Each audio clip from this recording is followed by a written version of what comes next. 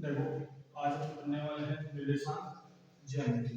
ठीक है, तो निर्देशांक ज्यामिति में अपन सबसे पहले देखेंगे क्या मूल बिंदु एक्स, ठीक है, उसके वाई एक्स क्या होते हैं। ठीक है, तो सबसे पहले हम बोलेंगे सर जो निर्देशांक ज्यामिति है ये एक्स और वाई एक्स दो अक्षों से मिलकर बनी होती है। ठीक है, और एक्स और वाई एक्स एक दूसरे को क्या करते हैं सर लंबवत प्रतिच्छेद करते हैं, और ये जिस बिंदु पर प्रतिच्छेद करते हैं उस बिंदु को अपन क्या कहते हैं मूल बिंदु। उस बिंदु को क्या कहते हैं अपन मूल बिंदु कहते हैं।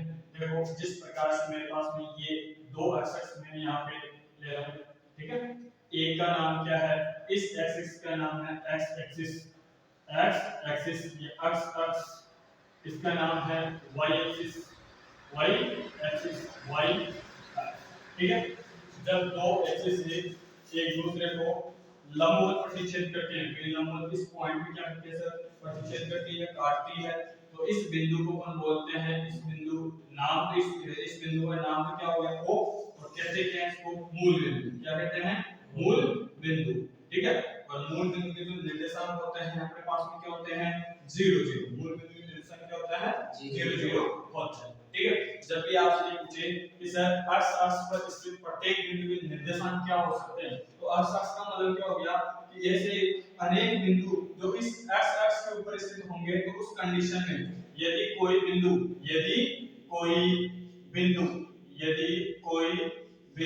x अक्ष पर स्थित है, इस पे है x अक्ष पर स्थित है, उस स्थिति में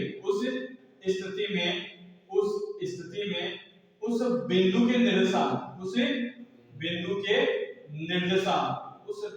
निर्देशांक क्या होंगे x0, क्या होंगे x0।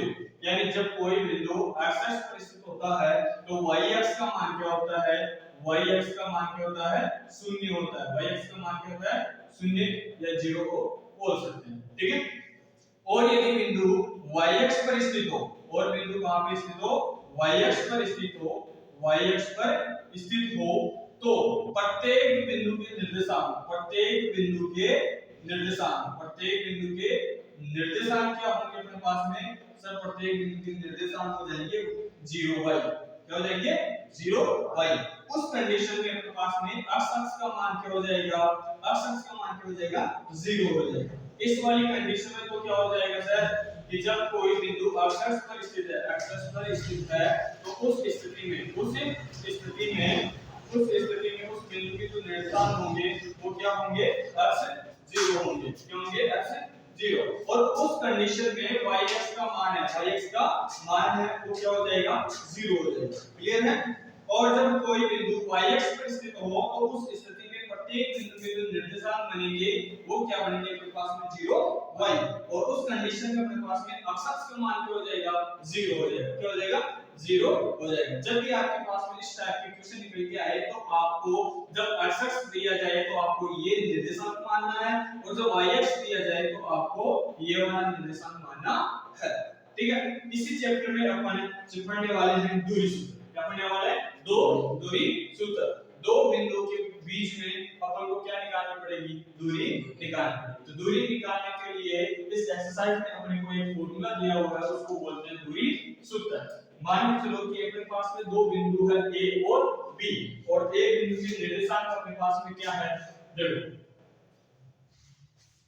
दो बिंदु है अपने पास में, बिंदु A जिसके निर्देशांक x1 और क्या है बेटा y1 है, और एक बिंदु और है B जिसके निर्देशांक क्या है x2 y2। तो A और B के बीच की जो दूरी होगी, वो क्या होगी अपने पास में AB दूरी होगी। क्या होगी AB दूरी। और AB दूरी बराबर क्या फॉर्मूला होता है सर, वो होता है अंडर रूट। क्या होता है under root x2 minus x1 का whole square plus y2 minus y1 का whole square. x2 minus x1 का whole square plus y2 minus y1 का होल स्क्वायर। ठीक है, जब भी आपके पास में दो बिंदु दिए हुए हो और आपसे यह पूछा जाए कि A और B के बीच की दूरी ज्ञात कीजिए, या उन दो बिंदुओं के बीच की क्या ज्ञात कीजिए दूरी ज्ञात कीजिए, तो उस कंडीशन में जब भी आपसे दूरी पूछे तो ये आपको ये वाला फॉर्मूला अप्लाई करना है। क्लियर है इस चीज।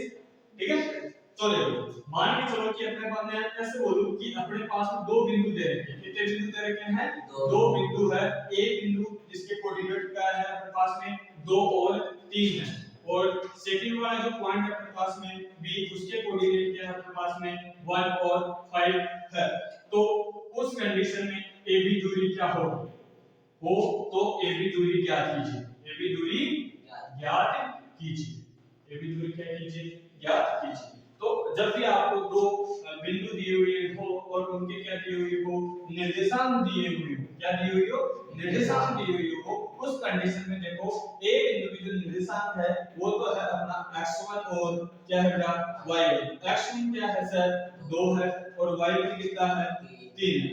इसी प्रकार से जो दूसरा बिंदु है उसके जो निर्देशांक है वो अपने क्या हो जाएंगे? x2 और y2। x2 क्या हो जाएगा सर? 1 हो जाएगा और y2 क्या हो जाएगा? 5 हो जाएगा। y2 क्या है? 5 हो। अब यहाँ पे फिर क्या करेंगे सर? फॉर्मूला अप्लाई करेंगे। कौन सा वाला? ये ab दूरी सूत्र। तो ab बराबर क्या फॉर्मूला होता है सर? x2 x1 का whole square plus y2 y1 का होल स्क्वायर। तो इस कंडीशन में अपने पास में जो x2 के मान दे रखे हैं वो x2 के मान क्या है अपने पास में? देखो यहाँ से x2 है अपने पास में 1, तो x2 की जगह पर क्या रखेंगे? x2 की वैल्यू रखेंगे जो अपने को क्या दी हुई है? 1 दी हुई है। माइनस x1 की वैल्यू अपने को क्या दी हुई है बेटा? 2, तो यहाँ पे 1 माइनस 2 का होल स्क्वायर प्लस y2 कितना है? y2 है सर अपने पास में 5, ठीक है। 5 माइनस y1 कितना दिया हुआ है? y1 है सर 3 का होल स्क्वायर। क्लियर है? अब यहां से अपन इसकी वैल्यू निकालेंगे तो देखो क्या निकल के आती है अपने पास में, ठीक है। आगे इसको अपन क्या करेंगे सर? सोल्व करेंगे। तो सोल्व करेंगे तो उस कंडीशन में देखो क्या होगा? -2 में प्लस का 1 क्या है अपने पास में? माइनस का 1, -1 का होल स्क्वायर, ठीक है, प्लस 5 में से 3 ये कितना हो गया? 2 और 2 का होल स्क्वायर। -1 का होल स्क्वायर कितना होगा? 1 और 2 का स्क्वायर कितना हो गया? 4 और 4 और 1 कितना हो जाएगा? 5। तो अपने पास में अंडर रूट के क्या आएंगे? 5, ठीक है। और दूरी का यहाँ पे किसी भी प्रकार का कोण क्या नहीं रहेगा? मात्रक नहीं रहेगा, तो अपने यहाँ पे लिखेंगे अंडर रूट 5 मात्रक। अंडर रूट 5 मात्रक। क्लियर है? इस प्रकार से आपको क्या करना है? दिए हुए बिंदुओं के बीच की दूरी निकालनी है, ठीक है। इसी के क्रम में जब आप आगे बढ़ते हैं तो कभी कभार क्वेश्चन इस तरह से भी आ जाता है कि सिद्ध कीजिए कि दिए गए बिंदु समबाहु त्रिभुज के निर्देशांक है, समबाहु त्रिभुज के निर्देशांक है, या आयत के निर्देशांक है, या समलंब चतुर्भुज के निर्देशांक है, या वर्ग के निर्देशांक है। तो इस प्रकार से जब भी आपके सामने क्वेश्चन आए तो ये दी जो अभी मैंने जो आकृतियां बोली है, आकृतियों के जो नाम बोले हैं, उन आकृतियों के बारे में आपको इस तरह से क्या होनी चाहिए? जानकारी होना चाहिए, ठीक है। जब भी आपको ये सिद्ध करवाएं कि दिया गया त्रिभुज समद्विबाहु त्रिभुज है तो उस कंडीशन में समद्विबाहु त्रिभुज की क्या डेफिनेशन होती है कि सर वह त्रिभुज या ऐसा त्रिभुज जिसकी दो भुजाएं क्या होती है? समान होती है, और समान भुजाओं के कोण क्या होते हैं सर? समान होते हैं। समान भुजाओं के जो समूह कोण होते हैं ना, आमने सामने वाले कोण, वो क्या होते हैं? समान होते हैं। तो उस कंडीशन में अपन क्या करेंगे सर? उस त्रिभुज की तीनों भुजाओं के बीच की दूरियां निकालेंगे या भुजाओं की लंबाइयां ज्ञात कर लेंगे। भुजाओं की लंबाइयां ज्ञात करके फिर ये चेक करेंगे कि किस भुजा का मान बराबर आ रहा है और किस भुजा का मान बराबर नहीं है। यदि दो भुजा का मान बराबर हो जाता है तो समद्विबाहु त्रिभुज होगा। यदि तीनों ही भुजाओं का मान क्या हो जाता है? बराबर हो जाता है, तो उस कंडीशन में वह त्रिभुज कौन सा होगा? अपना समबाहु त्रिभुज होगा। क्योंकि समबाहु त्रिभुज की परिभाषा ये होती है कि वह त्रिभुज जिसकी तीनों भुजाएं क्या होती है? समान होती है। यदि ये मान के चलो कि एक त्रिभुज की एक भुजा की लंबाई अपने पास में कितनी है? 2 मात्रक है, तो बाकी की दो भुजाएं भी कितनी होनी चाहिए? 2 मात्रक की होनी चाहिए। तब वह त्रिभुज कौन सा त्रिभुज कहलाएगा? समबाहु त्रिभुज कहलाता है। और यदि एक भुजा और समान है और एक भुजा क्या है? अलग है, उस कंडीशन में त्रिभुज कौन सा होगा अपने पास में? समद्विबाहु त्रिभुज होगा, ठीक है। तो उसी के क्रम में अपन आगे चलते हैं और क्वेश्चन सॉल्व करते हैं, ठीक है।